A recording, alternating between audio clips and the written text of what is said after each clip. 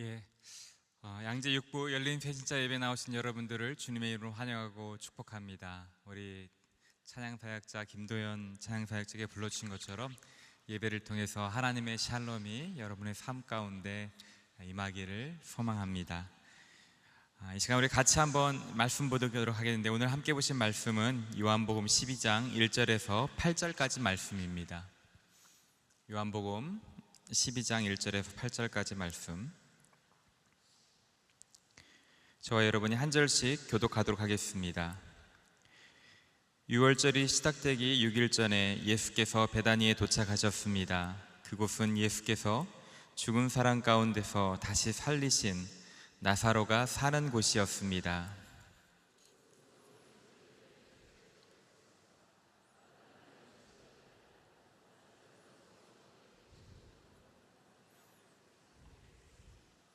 그때 마리아가 매우 값비싼 향유인 순산 나드 1리트라를 가져다가 예수의 발에 붓고 자기 머리털로 예수의 발을 닦아드렸습니다.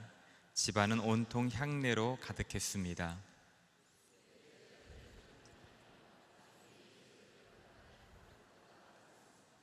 왜 이 향유를 300데나리온에 팔아 가난한 사람들에게 주지 않고 낭비하는가?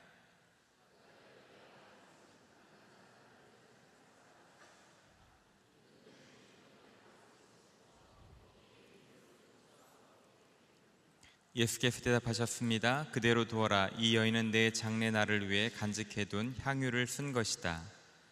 가난한 사람들은 항상 너희와 함께 있지만 나는 항상 너희와 함께 있는 것이 아니다. 아멘. 우리 성경에 보면 수많은 사람들이 예수님을 만났습니다. 예수님의 가르침을 받았고 치유를 받았으며 기적을 경험하였습니다. 그래서 그 가운데 많은 사람들이 예수님을 따랐습니다. 하지만 예수님을 따랐던 모든 사람들이 끝까지 예수님을 따른 것은 아니었습니다. 어느 시점에 예수님을 향한 반응이 나뉘어지게 되었습니다. 어떤 사람은 더 깊은 헌신으로 나아가고, 어떤 사람은 예수로부터 자기가 기대하던 바를 얻지 못하자 예수님을 배반하고 떠나는 그러한 사람도 있었습니다. 오늘 본문이 바로 이 두 사람을 잘 보여줍니다. 우리 모두는 이 두 극단, 양쪽의 갈림길에 서 있습니다.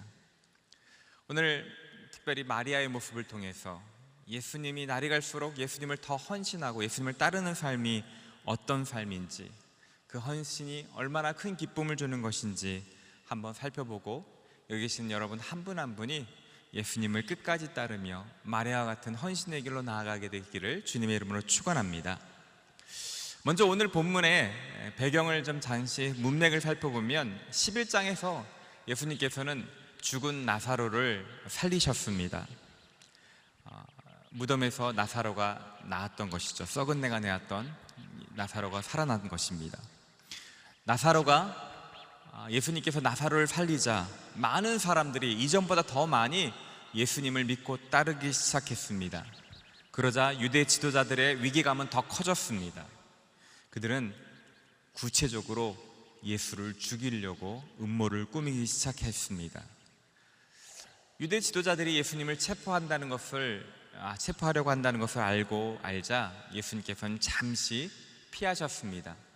빈들에 가까운 에브라임의 동네에 있었지만, 이제 6월절 6일 전에 이제 예수님께서 십자가에 달리시기 전 며칠 전에 예수님께서는 다시 마리아와 마르다와 나사로가 사는 베다니로 돌아오셨습니다. 그리고 그곳에서 며칠 유하시면서 그들과 함께 하셨던 것이죠. 자신의 이 땅에서 삶의 마지막 부분을 자신의 사랑하는 사람들과 함께 하고 싶었던 것입니다. 나사로와 마르다와 마리아는 자신의 오라버니를 죽은 자 가운데 살리신 예수님에게 감사의 표현을 하고 싶었습니다. 그래서 나병 환자였지만 예수님을 통해서 회복되었다고 추측되는 나병 환자 시몬의 집에서 예수님을 위한 잔치를 열었고, 많은 사람들이 예수님을 보러, 그리고 나사로를 보러 기쁨의 잔치를 하고 있었던 것이었습니다. 예수님과 함께한 그곳에는 기쁨의 잔치, 감사의 잔치가 벌어지고 있었지만, 사실은 그 예수님 잔치가 벌어지는 그 밖에서는 예수님을 죽이려고 하는 음모, 죽음의 향기가 가득한 상황이었습니다. 아까 말씀드렸지만 유대 지도자들은 예수님을 죽이려고 하고, 예수님을 발견한 사람은 자신들에게 보고하라, 그러면 그렇게 명령을 하고, 또 사람들이 나사로가 죽은 자 가운데 살아나서 많은 사람들이 예수를 믿게 하자 나사로까지 죽이려고 하는 의도를 가지고 있었던 것입니다. 잔치 밖에는 죽음의 기운이, 죽음의 그림자가 깊게 드리워진 상황 가운데 있었던 것입니다. 마르다는 원래 열심히 섬겼던 것처럼 그날도 열심히 음식을 만들고 나르고 섬기고 있었습니다. 나사로는 주님과 함께, 다른 사람들과 함께 음식을 먹으면서 즐겁게 이야기를 나누고 있었습니다. 그런데 전혀 뜻밖에도 마리아가 갑작스럽게 많은 사람들이 놀라는 행동을 한 것입니다.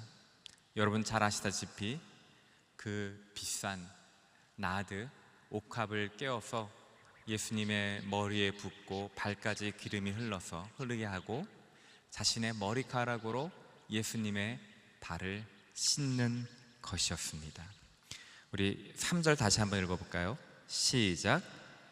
그때 마리아가 매우 값비싼 향유인 순수한 나드 1리트라를 가져다가 예수의 발에 붓고 자기 머리털로 예수의 발을 닦아드렸습니다. 집안은 온통 향내로 가득했습니다. 그 잔치에 있었던 모든 사람들이 깜짝 놀랐습니다. 모든 사람들이 침묵하고 있었습니다. 너무나 뜻밖의 행동이 일어났기 때문입니다. 마리아는 순수한 나드 1리트라를 가져다가 예수의 발에 부었다라고 말했습니다. 이 나드라는 것은 중국과 티벳과 인도 고산지대에서 나는 희귀한 약초입니다. 그래서 그쪽에서 향유를 만들어서 대상들에 의해서 낙타를 가지고 그 팔레스타인 지방까지 수입해 오는 것이었습니다. 그렇기 때문에 그 향수는 굉장히 비싼 값을 가지고 있었습니다. 오늘 오전에 보니까 그 돈에 밝은 유다가 그 가격이 300데나리온 정도 한다라고 알려주고 있습니다.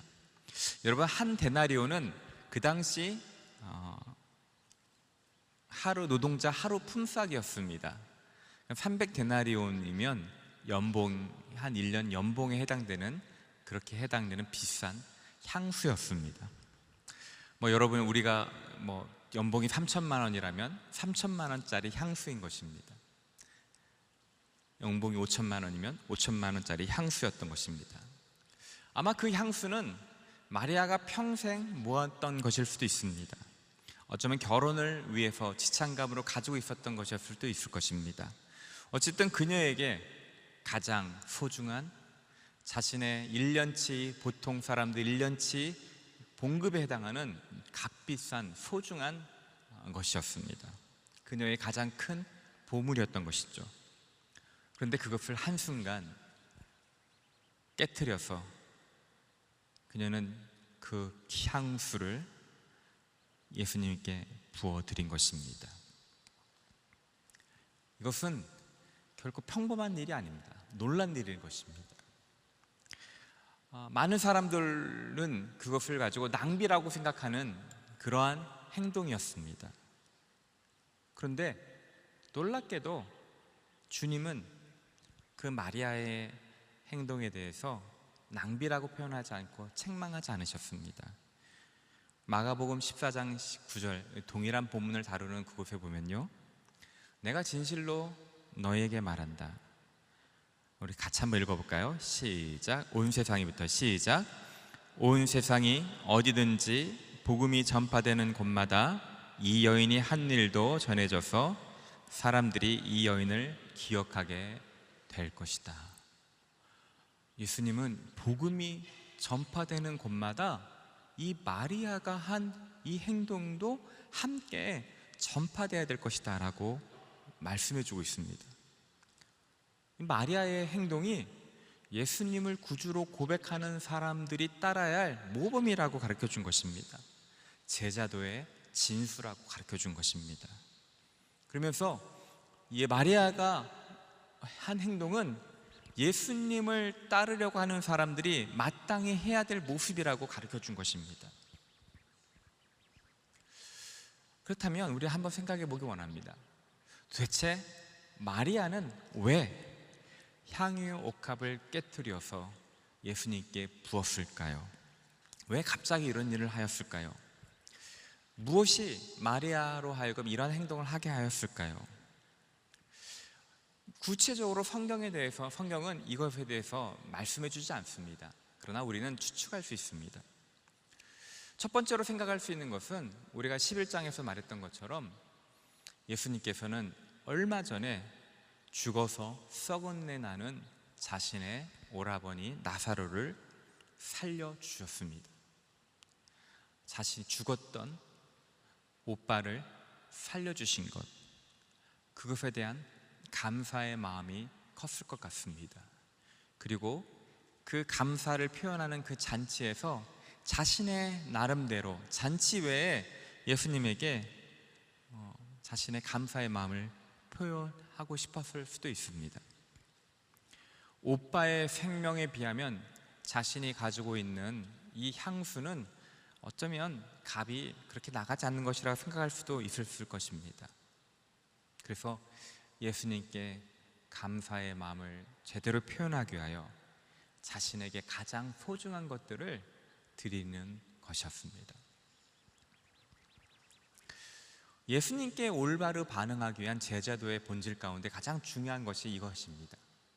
예수님께서 나에게 베풀어 주신 은혜를 깊이 알고 그것에 대해서 감사하는 것이 예수님을 향한 올바른 반응의 첫 출발점이라는 것입니다. 성경은 끊임없이 예수님께서 우리를 위하여 행하신 일들이 어떤 일인지 자세히 기록하고 있습니다. 한량없는 사랑이라고 말하고 우리가 받을 가치가 없는 사람인데, 진노받아 마땅한 사람인데 우리를 위하여 예수님께서 십자가에 달려 죽으셨다라고 말합니다. 그 은혜를 깊이 깨달은 사람은 한결같이 다 예수님께 감사로 표현한 것입니다. 우리가 많이 아는 어메이징 그레이스, 나 같은 죄인 살리신 주 은혜 놀라와, 이 모든 하나님을 예배하고 찬양하는 제자도의 첫 출발은, 하나님께 올바른, 예수님께 올바로 표현하는 그 출발은 예수님께서 나에게 베풀어 주신 은혜를 알고 그것에 감사하는 것으로 반응하는 것입니다. 여기 계신 우리 한 분 한 분이 이러한 하나님께, 예수님께 받은 은혜가 얼마나 큰지를 알게 되시고, 그래서 그 감사를 잘 표현하게 되기를 주님의 이름으로 축원합니다. 감사를 잘 표현하는 것, 그것이 올바른 제자도의 첫 출발점이라는 것입니다.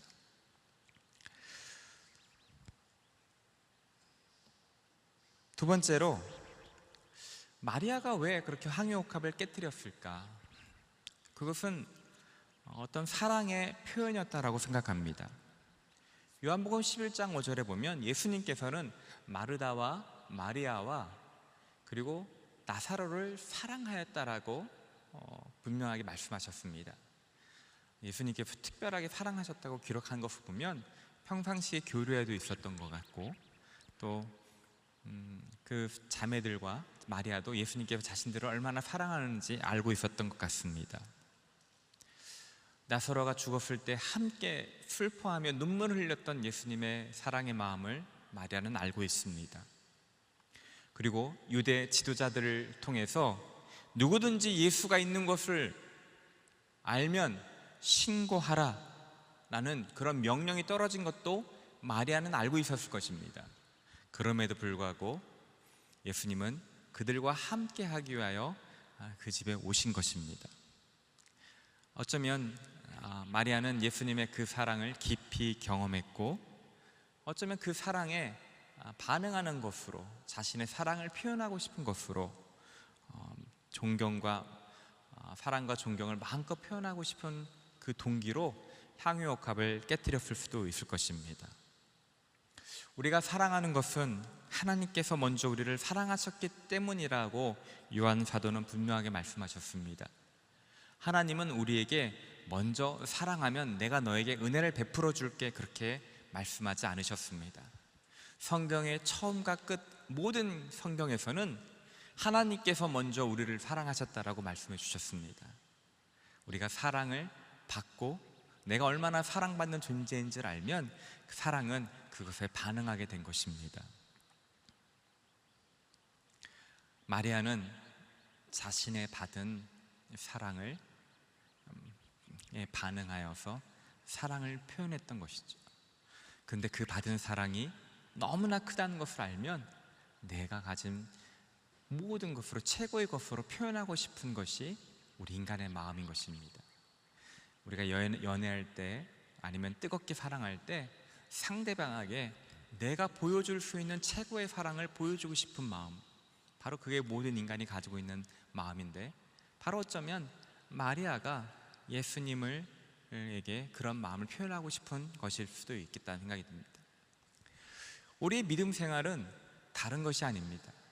예수님께 받은 사랑을 다시 잘 표현하는 것입니다. 그래서 믿음 생활은 사랑하는 것이라고 제가 여러 번 이 자리에서 말씀드렸던 것 같습니다. 마리아는 사랑의 표현으로 자신의 가장 귀한 것을 드린 것입니다. 세 번째로, 마리아는 어떤 이유인지 몰라도 예수님의 죽음을 예감하고 있었던 것 같습니다. 7절에 보시면 예수께서 대답하셨습니다. 이 여인은 내 장례 날을 위해 간직해둔 향유를 쓴 것이다. 마리아는 자신이 평생을 모았던 향유를 어느 순간부터 예수님의 사랑을 알고 난 후부터 이것은 예수님의 장례로 위해서 쓰는 것이라고 해야겠다는 마음을 가졌던 것 같습니다. 고대 근동에서 그 당시 사람이 죽으면 시체에서 악취가 나기 때문에 향유를 뿌리고 바르는 것이 풍습이 있었습니다. 근데 예수님께서 제자들에게 어느 순간부터 자신이 곧 죽을 것을, 고난받아서 죽을 것을 가르치셨습니다. 마리아는 항상 주님 곁에서 발밑에서 말씀을 듣던 것을 좋아했던 것이 마리아입니다. 다른 제자들은 이해하지 못했을지 몰라도 어쩌면 마리아는 예수님께서 그런 말씀을 하시는 것을 그냥 흘려보내지 않았던 것 같습니다. 어쩌면 여인의 촉감이라고 할까요? 예감이라고 할까요? 그래서 주변 상황에서 유대 지도자들이 더욱 예수님을 잡으려고 하는 그 순간에 어쩌면 예수님 앞에 놓여진 고난을 예감했을 수도 있을 것 같습니다. 유대 지도자들이 이전보다 더 강경하게 예수님을 잡으려 할 때 혹시 내가 예수님에게 그 시신에게 향유를 붓는 것조차도 허락되지 않은 척박한 시간일 수도 있겠다는 마음이 있었을지도 모르겠습니다. 그래서 지금 당장 하는 것이 낫겠다라고 생각해서 기름을 부었을 수도 있을 것 같습니다. 어쨌든 몰라도 마리아는 예수님의 그 죽음을 예감하였고, 예수님은 그 마리아의 행동을 자신의 장례를 준비하는 것이라고 인정해 주셨고 칭찬해 주셨습니다. 어떻게 보던 마리아는 예수님을 사랑하였고, 예수님의 사랑에 반응하였고, 예수님의 베풀어 주신 그 사랑에 감사하는 마음으로 향유옥합을 깨뜨린 것이죠. 그것이 우리에게도 그러한 마음이 있어야 된다는 것입니다.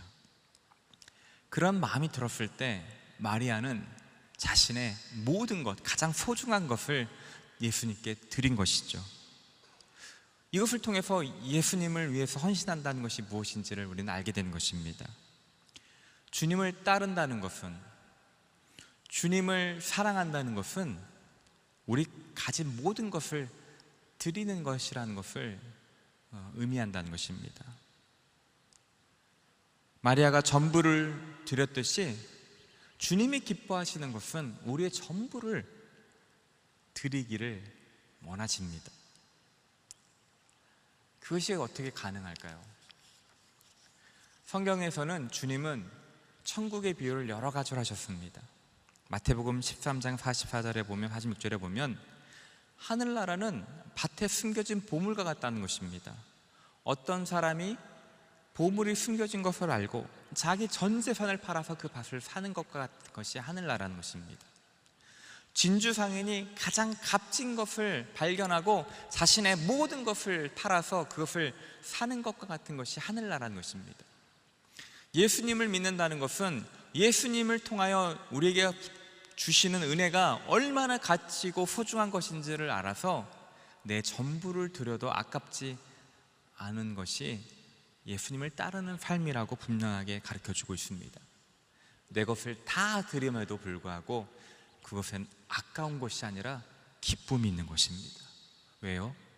나는 내 안에 더 소중한 것들, 더 큰 가치 있는 것, 영광스러운 것을 가지고 있기 때문인 것입니다. 자신이 더 큰 것을, 영광스러운 것을 획득하기 위하여 지금 현재 가지고 있는 것을 포기하는 것, 그것은 어리석은 것이 아니라는 것입니다. 짐 엘리엇이라는 에콰도르 선교사님은, 그분은 위튼 칼리지에서 수석으로 졸업하셨는데 에콰도르에 있는 아우쿠족의 선교사로 갔습니다. 그러면서 그 일기장에 영원한 것을 소유하기 위하여 영원하지 못한 것을 버리는 것은 어리석은 일이 아니다라고 그런 류의 글을 쓰셨습니다. 영원하고 가치 있는 것을 붙잡기 위하여 영원하지 않고 일시적인 것을 버리는 것은 어리석은 일이 아니라는 것입니다. 주님을 따른다는 것은 바로 그러한 것입니다. 마리아는 주님을 따르는 것이 더 큰 기쁨이고 생명이 있었기에, 예수님께서 죽음을 생명으로 바꾸시는 것을 보았기에 그는 그를 위하여 양육합을 깨트리는 것이 전혀 아깝지 않은 것입니다. 예수님이 더 훨씬 가치 있는 분이시기 때문입니다. 주님은 우리에게도 동일하게 원하십니다.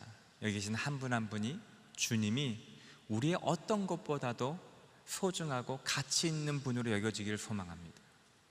우리의 커리어보다, 우리의 재산보다, 나의 평판보다, 나의 때로는 내 자녀보다 주님이 더 귀하다는 고백, 그것이 주님이 기뻐 받으시는 고백이라는 것입니다.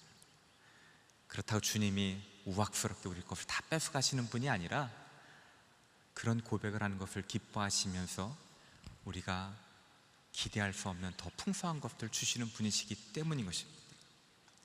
주님께 올바로 반응하고 헌신한다는 것, 내가 가진 것을 아낌없이 기쁨으로 드린다는 것입니다. 두 번째로, 주님을 따르고 헌신하는 것은 내 자존심을 내려놓는 것입니다.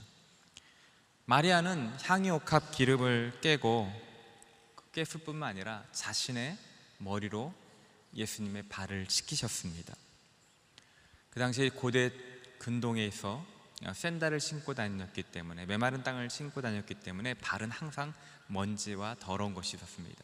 그래서 누구 집에 갔을 때 손님을 발을 항상 씻기는데 그것은 하찮은 일이기 때문에 그 집에서 가장 나이 어리고 하찮은 종이 발을 씻기는 역할들을 하였습니다. 그런데 그 발 씻기는 일을 마리아는 자신의 머리로 한 것입니다. 유대인들에게 있어서 여인이 머리를 풀어 헤치는 건 때로는 그것은 불경스러운 일이고 금지된 것처럼 금지된 일입니다. 그러나 마리아는 자신의 어떻게 보면 가장 마음을 잘 표현하고 예수님을 가장 존귀하게 대접하고 모시고 싶은 마음으로 그 다른 사람이 있음에도 불구하고 공개적으로 머리를 풀어 예수님을 발을 씻기신 것입니다. 마리아는 어쩌면 아직 시집도 가지 않은 젊은 처녀로서 어떻게 보면 자존심이 있고 자신의 것을 지키고 싶은 어떤 그런 여인의 마음이 있을 것입니다. 그러나 주님을 위해서라면 그것을 다 내려놓을 수 있었다는 것입니다.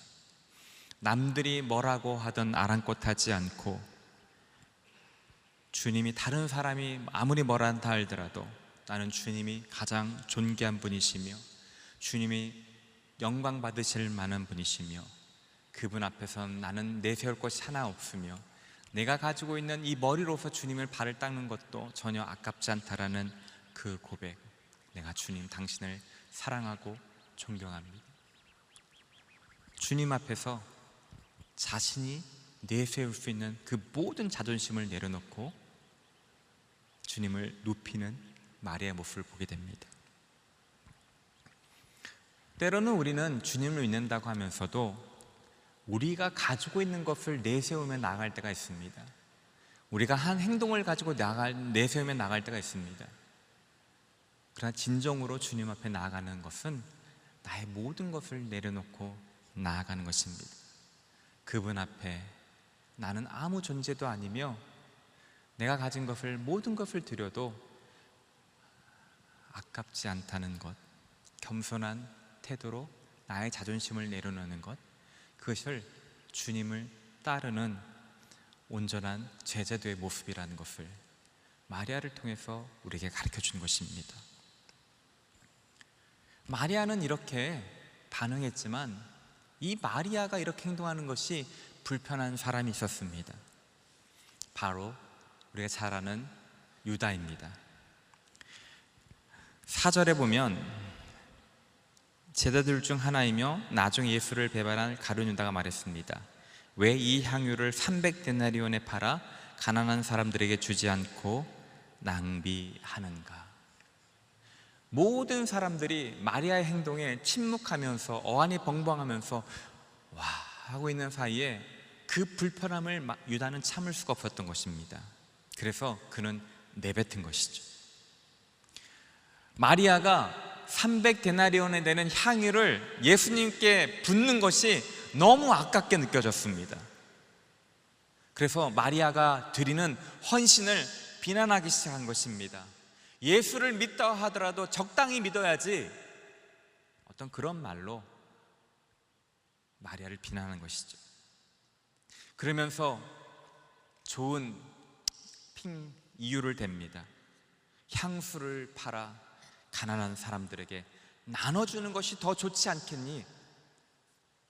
표면적으로 선한 것들을 이야기하면서 그러나 자신 속에 있는 그 문드러진 마음, 어그러진 마음을 숨기고 마리아의 헌신을 비난하는 것이죠. 유다가 이렇게 하는 이유, 오늘 요한은 분명히 가르쳐주고 있습니다. 6절에 보면 가난한 사람들을 생각해서가 아니라 그는 돈 주머니를 맡고 있었으며 거기에 있는 돈을 훔쳐가곤 했기 때문입니다. 유다는 예수님의 말씀에 가르침을 받았습니다. 죽은 나사로가 살아나는 것을 함께 보았습니다. 수많은 기적을 눈으로 보았습니다. 그런 기적을 보면서 유다는 예수님을 붙잡으면 내가 잘 살 수 있겠구나, 내가 부자가 되겠구나, 내가 영광을 받겠구나, 예수님을 따르는 이유가 철저하게 자신을 유익을 생각하는 것이었습니다. 예수님을 이용하고자 하는 마음을 가졌던 것이죠. 그런데 어느 순간부터 예수님은 엉뚱한 소리를 하기 시작한 것입니다. 자기가 죽어야 된다는 말을 합니다. 그때부터 유다는 자신이 기대하는 것과 예수님이 말씀하시는 것에 차이가 나기 시작하였습니다. 그는 돈 상자를 맞을 만큼 비상한 사람이었고 신뢰받는 사람이었습니다. 그런데 자신의 원하는 방향으로 이것이 이루어지지 않자 그는 점점점 그 마음 가운데 예수님을 따르는 것이 어렵게 된 것입니다. 그때부터 돈을 횡령하기 시작했습니다. 돈을 원했습니다. 그리고 여러분 잘 아시다시피 그때부터 유다는 예수님을 팔 계획을 하였습니다. 그리고 예수님을 은하 30립에 팔았습니다. 은하 30립은 약 4개월치 400데나리온 가치가 있는 것입니다. 예수님을 자신이 원하는 것을 획득하는 도구로 생각하자 그것이 안 이루어지자 그때부터 마음에 갈등이 생각하고 예수님에 대해 알면 알수록 다가가면 갈수록 그를 거부하고 고통스러운 것이죠. 오늘날 우리에게도 마찬가지입니다. 예수님을 따르는 목적이 무엇인지를 우리는 살펴봐야 된다는 것입니다. 예수님을 믿는 목적이 내가 원하는 것을 획득하기 위한 것이라면 우리도 유다와 같은 상태에 빠질 수 있다는 것입니다. 내가 원하는 것이 이루어지지 않을 때 예수님을 대하여 불만이 커져가고 결국엔 예수님을 팔아버리는 데까지 이를 수 있는 위험성이 우리 가운데도 있다는 것입니다. 예수님을 위해서 드려지는 시간이 아깝게 느껴지는 것입니다. 예배를 드리는 것이 시간 아깝다라고 생각되기 시작하는 것입니다. 헌금하는 것이 아깝다라고 생각하는 들 때가 있습니다. 어떻게 보면 유다의 마음이 우리 마음 가운데 조금씩 자리 잡고 있는 증거라는 표현인 것입니다. 그래서 교회에 있는 것이 어쩌면 더 위험해질 수 있는 것입니다. 차라리 밖에 있다면 안전할 텐데, 모르면 날 텐데, 교회 안에서 이런 마음을 품는 것은 교회가 더 위험해지는, 유다와 같이 되는 그런 안타까운 상황이 벌어진다는 것입니다. 사랑하는 성도 여러분, 여러분에게 있어서 가장 소중한 것은 무엇입니까? 그것을 예수님을 위해서 기꺼이 내어놓으실 수 있으십니까? 마리아가 한 그 헌신을 따라갈 수 있습니까? 아니면 어쩌면 유다와 같이 예수님께 드려지는 것이 아깝다라는 생각을 가지고 계십니까? 주님께서 우리에게 원하시는 것은 마리아 같은 마음이죠. 주님께서 우리의 모든 것을 다 주셨습니다. 이것들은 주님과 잘 교제하고 사랑하기 위하여 우리에게 주신 것입니다. 내 재산과 지식과 명예와 시간과 건강과 젊음과 경험과 연륜과 그 모든 것 주님과 올바른 관계에 쓰임받게 되기를 주님은 원하십니다. 저 또한 때때로 다 드리고 싶은 마음이 있을 때도 있습니다. 그러나 때때로 유다와 같은 마음을 들 때가 있습니다. 죄된 본성이 있기 때문입니다. 그러나 우리가 꼭 기억해야 될 것은 마리아가 한 것처럼 모두 예수님께 맡기지 못할 때, 이기심에 갇혀 있을 때, 아직도 내가 쥐고 있는 것, 세상 것을 버리지 못할 때에도 예수님은 그런 때에도 우리를 위해 죽으셨고 우리를 기다리고 계시는 분이시라는 것입니다. 예수님은 지금도 변함없이 우리를 사랑하시고 변함없이 우리에게 그 한량없는 십자가의 사랑을 보여주기 원하시고 그 사랑을 알기 원하시는 것입니다. 예수님께서는 우리에게 전부를 주셨습니다. 그 예수님께서 전부를 주셨던, 자기 생명을 주셨던 그 사랑을 우리가 알게 되기를 소망합니다. 그래서 내가 원하는 것을 예수님을 통해서 획득하려는 그런 신앙이 아니라 내가 받은 은혜가 너무나 큽니다. 주님, 내가 가진 것 주님께 기쁨으로 드립니다. 이러한 마리아 같은 고백이 저와 여러분의 고백으로 바뀌기를 소망하고 계십니다. 사랑하는 우리 성도 여러분, 여러분의 삶이 점점 마리아와 같은 주님께 기쁨으로 드리는 삶이 되시기를 주님의 이름으로 축원합니다. 때로는 그렇지 못할지라도 다시 회개하고 나아가면 주님은 우리를 기뻐 받아주십니다. 우리 완벽하지 않더라도 한 걸음 한 걸음 마리아처럼 나아갈 때 주님 우리 삶을 통하여 이 죽음이, 세상의 폭력이 난무하는 이 시대에 마리아를 통해서 그 향기로움이 퍼져나가서 죽음의 냄새를 다 가져갔던 것처럼 저희 주님께서 우리 원하시는 건 이 땅 가운데 그리스도의 그 거룩한 향기가 저와 여러분을 통해서 흘러넘쳐지기를 간절히 소망하십니다. 그런 삶을 살게 되시기를 주님의 이름으로 축원합니다. 이 시간 우리 같이 한번 기도하기 원합니다. 우리 한번 기도할 때 주님께서는 우리에게 전부를 주셨습니다. 아낌없이 주셨습니다. 십자가에서 모든 물과 피를 다 쏟으셨습니다. 생명을 주셨습니다. 하늘 영광 보좌 다 버리시고 우리를 사랑하셨고 우리를 초청하셨습니다. 여기 계신 우리 한 분 한 분이 그 한량없는 예수님의 사랑을 깨닫기 원합니다. 주님은 여러분을 위하여 모든 것을 주어주셨습니다. 아낌없이 주셨습니다. 하나님, 아직 제 마음 가운데 주님의 사랑을 받아들이지 못하고 있음을 고백합니다.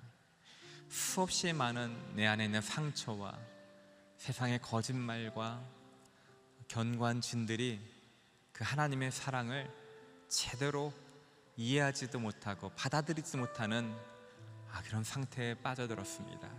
주님, 오늘 이 밤에 다시 한번 제 마음이 기경되길 원합니다. 주님의 사랑을 깨닫고 받아들이는데 방해되는 것들을 깨트려 주시옵소서. 십자가의 사랑을 더 깊이 알게 하여 주시옵소서. 나에게 모든 것을 주셨던 그 예수님, 나를 존귀하게 여기시는 그 하나님의 사랑을 깊이 알기 원합니다. 제가 우리 같이 한번 기도하도록 하겠습니다.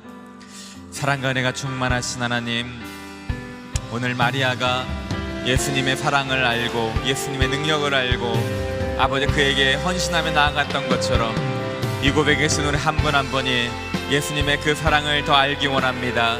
십자가의 사랑을 깊이 깨닫기 원합니다. 아버지 안에 축복하여 주시옵소서. 아버지, 예수님께서는 십자가에서 우리의 모든 것을 우리를 위하여 주셨습니다. 피 한 방울까지도 우리를 위하여 쏟으셨습니다. 생명을 주셨습니다. 하늘 영광 보좌를 다 버리셨습니다. 그 한량없는 하나님의 사랑이 제 마음 가운데 깊이 깨달아지게 하여 주시옵소서. 예수님의 사랑을 느끼지 못하고 알지 못하게 방해하는 모든 거짓말로부터 아버지는 자유케 되게 하시고 깨트려 주시고 주님의 십자가의 사랑이 우리 마음 가운데 온전히 새겨지는 은혜가 있게 하여 주시옵소서. 그리하여 하나님, 마리아가 주님께 기쁨으로 자신의 가장 소중한 것을 드렸던 것처럼 아버지, 여기 계신 우리 한 분 한 분이 인생의 가장 소중한 것을 주님께 드릴 수 있는 아버지 은혜가 있게 되기를 소망합니다. 주님 축복하여 주시옵소서. 은혜를 베풀어 주시옵소서. 아버지 감사드립니다. 능력을 베풀어 주시옵소서. 주님,